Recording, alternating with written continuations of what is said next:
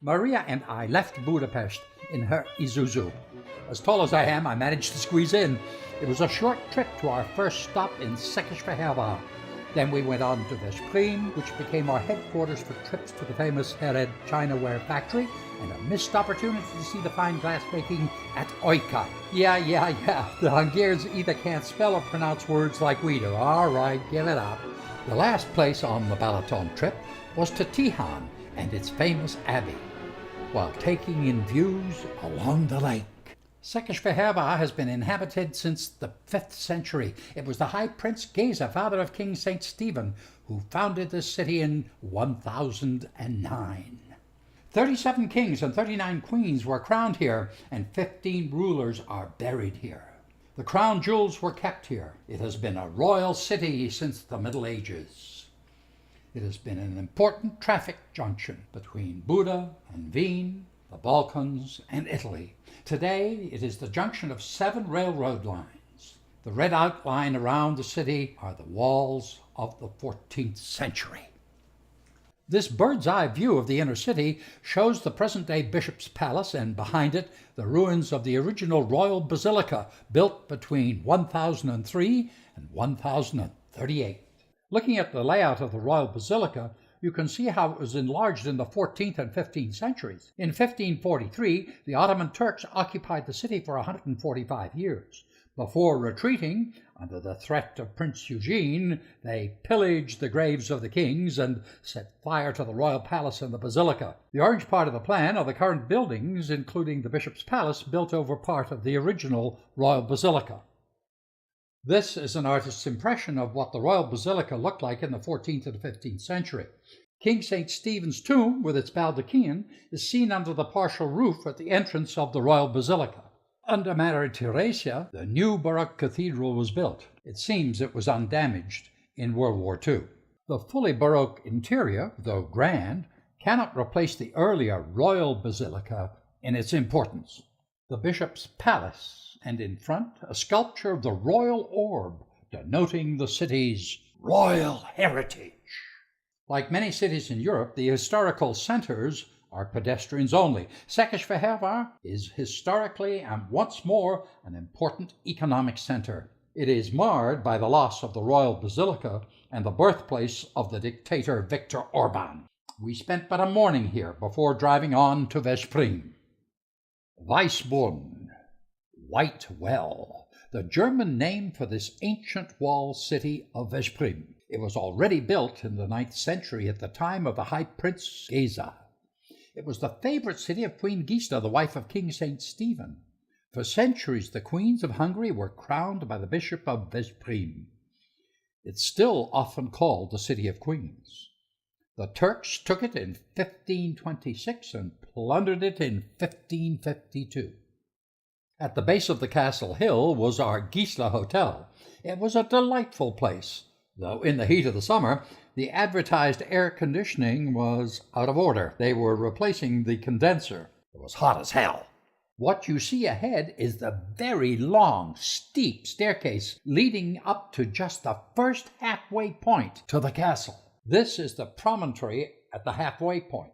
I sat down to recover my breath. Maria walked out to the end. Thank God she took her time. I was pooped, and we were only halfway up. Look at it. Look at it. The last half is much steeper than the first. A wider view of the walled city with the twin steeples of St. Michael's Cathedral, and next to it, the steeple of the Franciscan Church. The smart folk get into the fortress from the city side. No steps. Either way, you come to Trinity Square with its column dedicated to the Holy Trinity. On the right is the Bishop's Palace, St. Michael's Cathedral straight ahead, and on the left, the Franciscan Church. Inside the Romanesque cathedral, it's dark, dark, dark.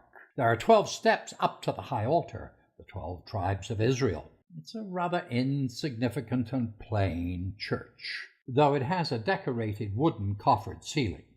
Back outside again in Trinity Square, to the left, this ornate Bishop's Palace.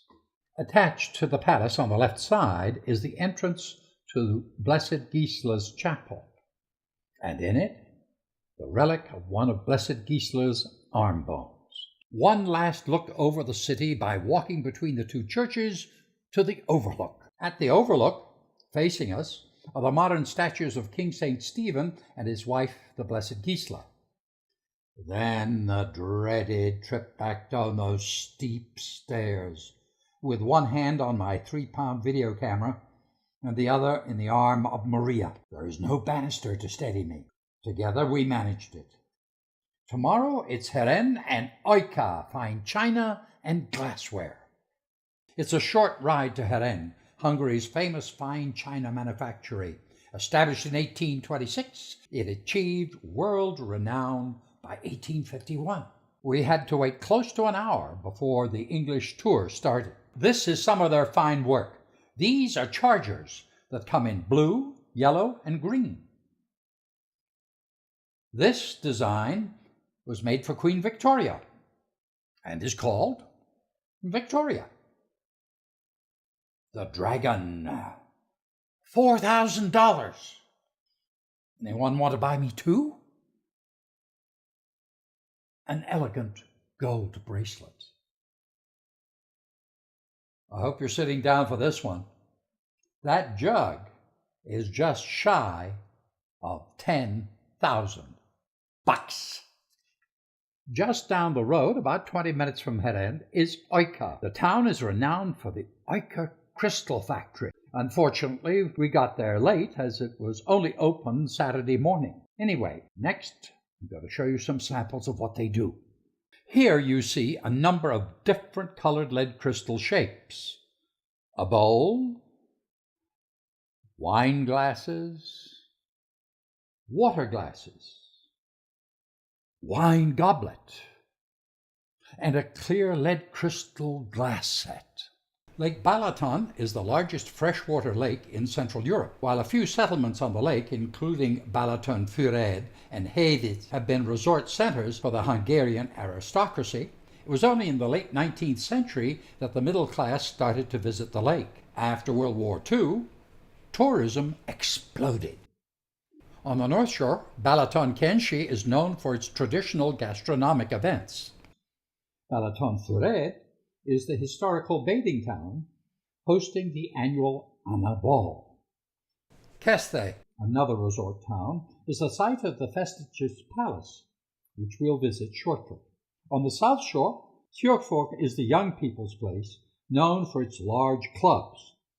Zamardi has been the site of the Balaton Sound Festival since 2007.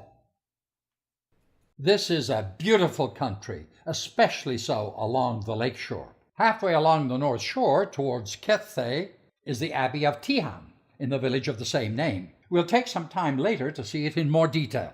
All along the shoreline are man-made sandy beaches.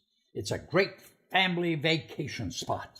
And for those that are single, there are other delights. Keszthely, at the western end, is the largest town on the lake, supports a population of 22,000 people. It has sandy beaches and hotels. György Festetics built Europe's first agricultural college, now University of Agriculture, in 1797. The Festetics Palace, the residence of the family for over 200 years, was originally a small 34-room affair built by Christoph Festetics in 1745. The one you see now was built by the Viennese architect Victor Rumpelmayer between 1883 and 87 on the instructions of the future Duke Tassilo Festetics.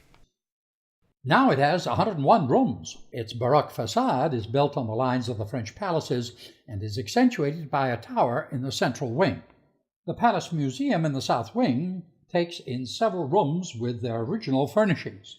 Gorgeous paneling with ancestors on the wall and an ornate ceiling with a large lamp lighting the stairway.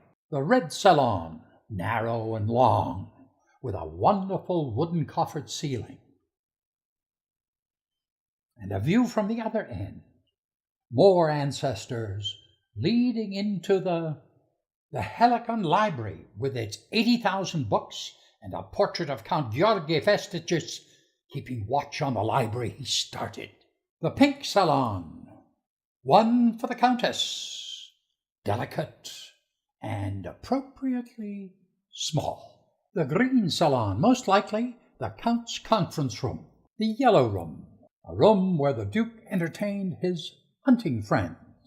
Fine porcelain, many examples of which can be found dotted around the various rooms. The family private chapel, dedicated to the Blessed Virgin Mary. High up on the left-hand side, 2 stained-glass windows.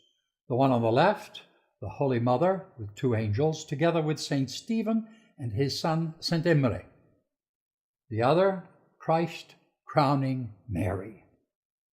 Lastly, the beautiful white and gold mirrored ballroom, now used for concerts. Rather than take the long lakeshore road back to Veszprém, Maria took the faster and more direct route. Tomorrow we leave Veszprém for Tihany and all points south. Early next morning, we drove the short distance to Tihany. Tihany, way back when, was an island, but it's all filled in now. Tihany has been occupied since prehistoric times. There's evidence of a nearby earth fort from the Bronze Age. The Celts, Romans, and Avars have made their presence known. In 1055, King Andrew I founded the abbey. The foundation document was written in Latin and contains some 100 words and expressions in Hungarian. It is the oldest document in Hungarian, and it now resides in the Arch-Abbey of Pannonhalma. The abbey has a copy. When the Turks invaded Hungary, they turned the abbey into a fort. The Habsburgs, under Prince Eugene, kicked the Turks out 150 years later and destroyed the abbey to prevent it being recaptured by the insurgents. The present Baroque abbey and monastery was built between 1740 and 54. Standing as it does on high ground, it's visible for miles around. The plain front belies what's inside. Yes, for a small fee, you can view this magnificent interior. Without most of the tourists, you can sit and take it all in. The pulpit portrays the Christian virtues of faith, hope, and charity between the seated figures of the 4 fathers of the Church, Saints Ambrose, Gregory, Jerome, and Augustine. Notice the 12 steps up to the high altar, 1 step for each of the 12 tribes of Israel, and the 12 apostles. The church is dedicated to Saint Benedict. The painting above the high altar is the apotheosis of the saint. Either side of the altar are the statues of Saint Benedict, his twin sister Saint Scholastica, together with the saintly kings Stephen and Ladislas. Turning around, you get the view of the nave and the ornate organ loft, together with a beautifully frescoed ceiling. The dark crypt under the high altar formed part of the original Romanesque church. Here, the founder of the church, King Andrew, is buried. Once outside again, Maria and I drove down the hill to the car ferry. It's only just a mile from Tihany to Szántód on the south shore. From there, it was a fur piece, wiggle-woggly on country roads to our next stop in Pécs.